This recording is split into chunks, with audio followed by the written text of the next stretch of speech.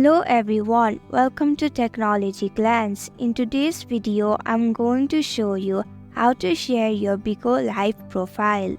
Make sure to watch the whole video to learn how. Let's begin. First, open up Bigo Live on your mobile device.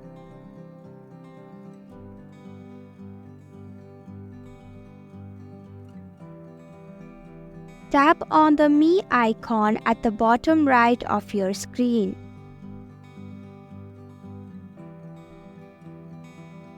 Tap on the Profile icon at the top right of your screen.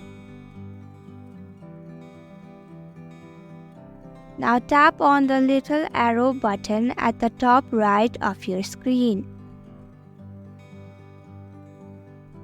Now you can share your profile to any social platform of your choice or copy the link to your profile by tapping on the copy button. And that's it. This is how you share your Bigo Live profile. I hope you found this video helpful. If you did, please click the thumbs up button.